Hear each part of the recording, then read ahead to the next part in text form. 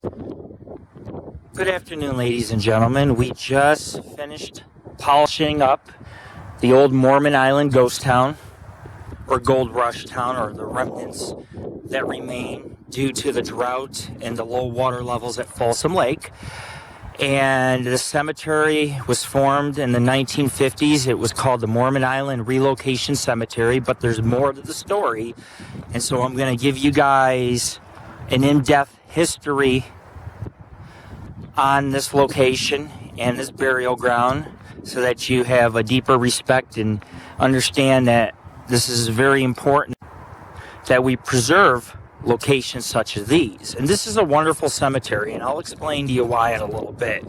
In a way, it's kind of tragic. It's a little bit sad. But as you know, in 1848, just after gold was discovered in Coloma,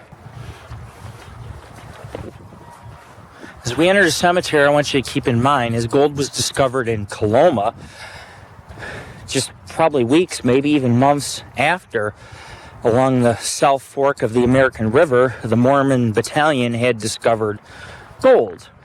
A lot of miners died, disease, murder, raids from the natives, infections, break a leg, die from infection, things of that sort. So burial started on Mormon Island in 1848. It actually wasn't an island. It was just a very sandy, soft hill, but they built hotels, general stores, dry goods stores, a dairy, a winery, and all these things. And they even directed a canal that ran through the town, which collected the gold. And what happened was, the Army Corps of Engineers had moved the graves in 1954. They moved a lot of the graves from Mormon Island. And there's also said to be some in the woods surrounding Mormon Island that were not moved.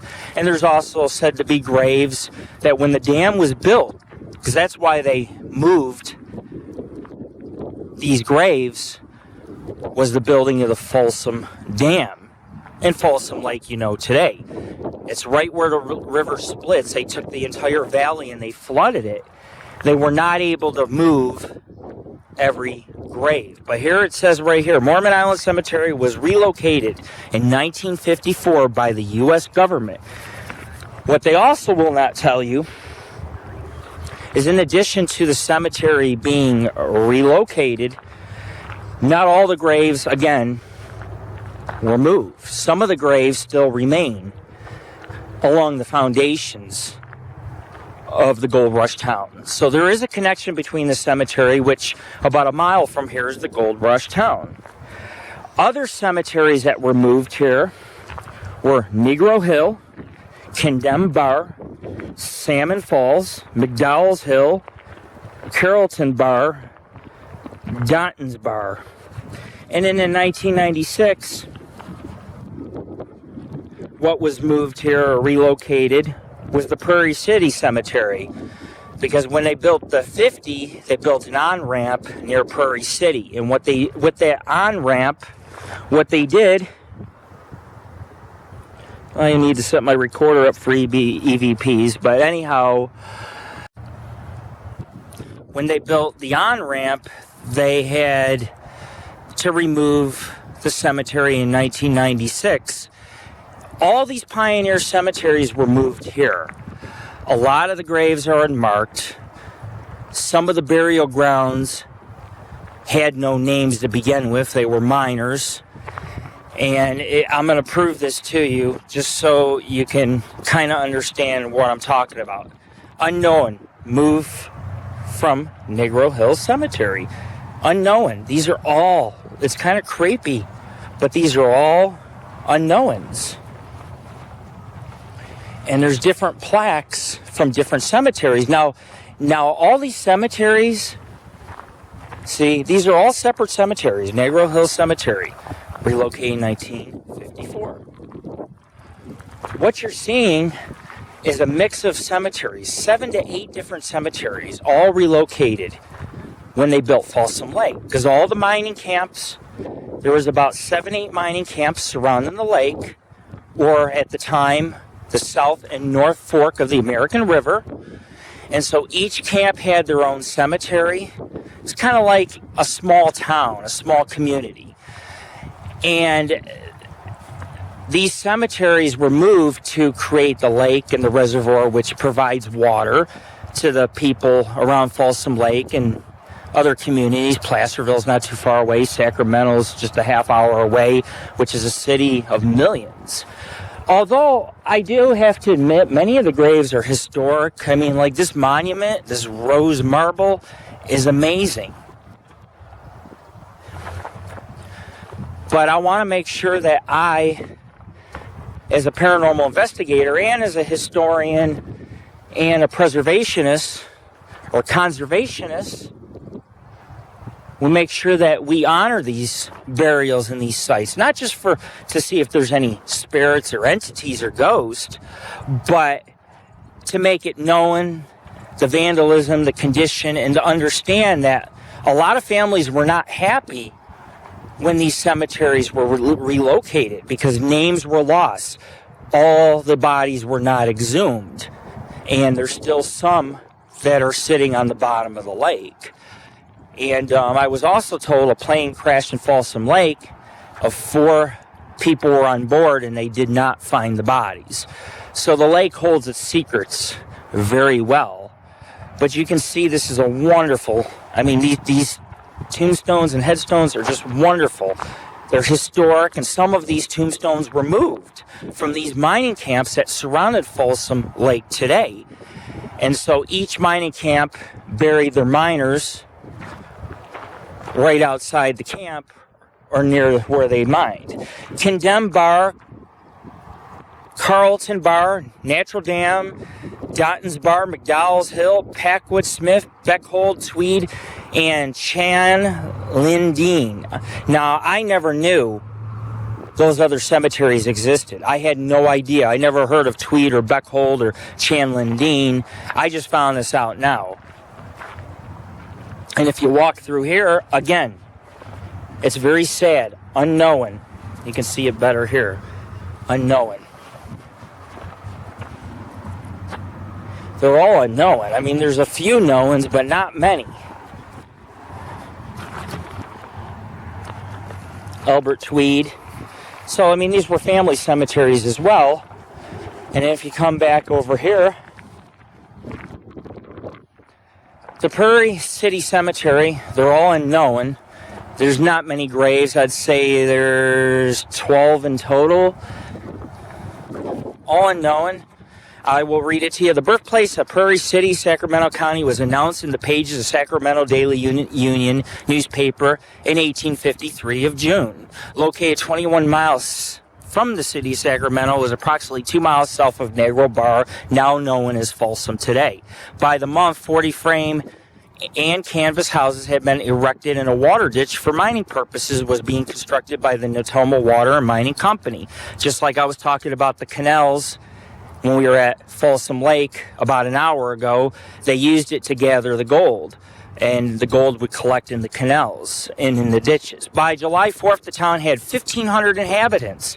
It was almost as big as Mormon Island, including 15 families with women and children. Shortly thereafter, a mining district was formed to establish the rules for the miners, and later the area was designated as an election precinct.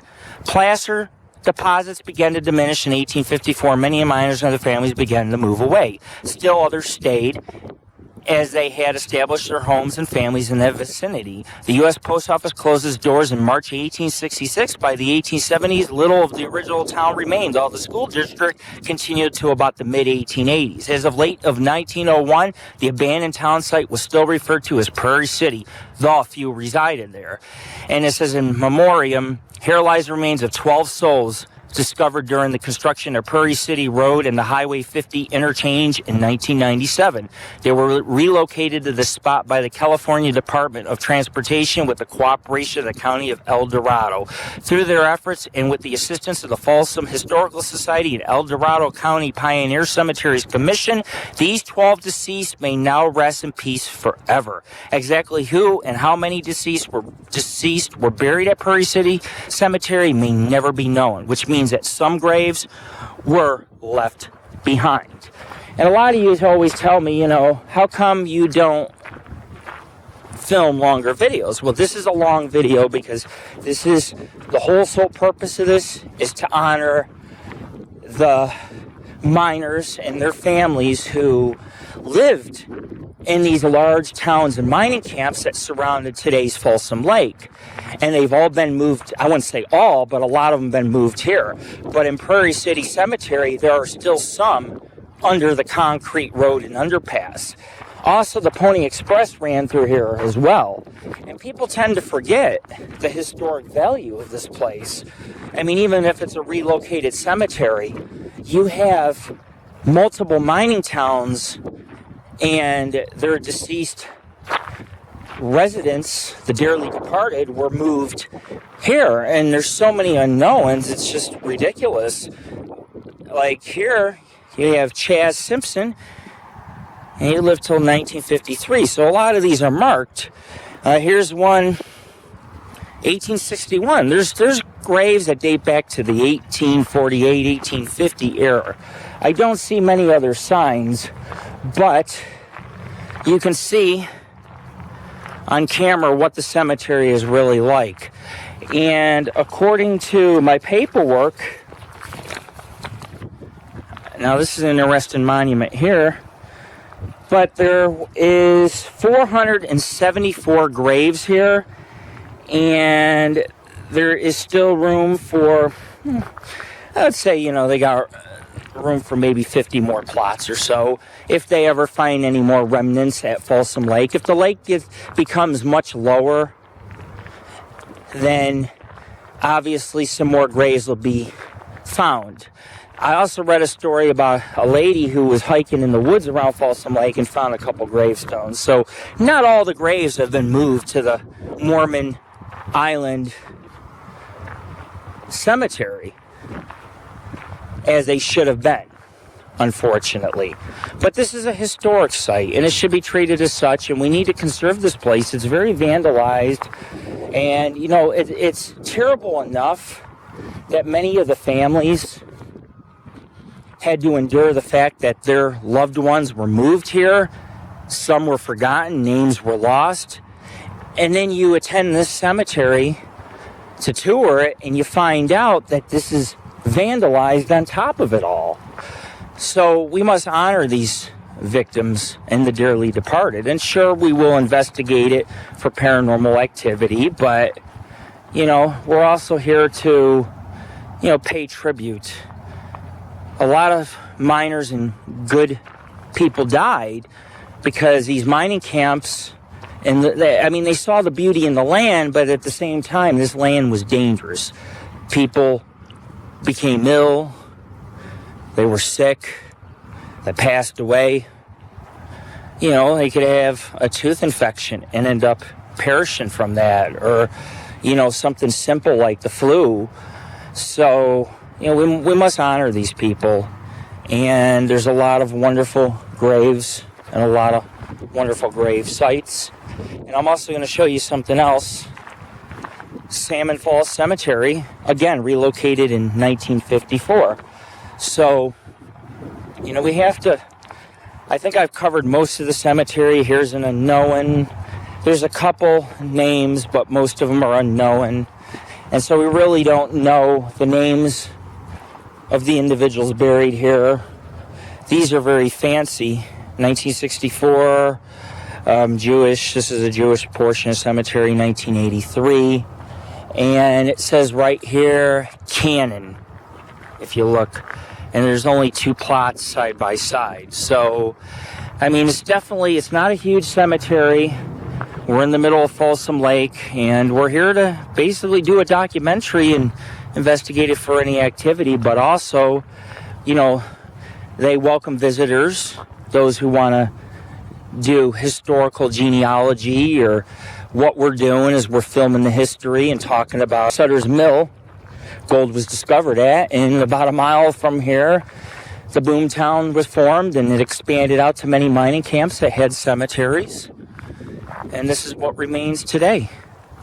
Anyways, this is Lord Rick. Please check us out at www.paranormalghostsociety.org. This is Lord Rick.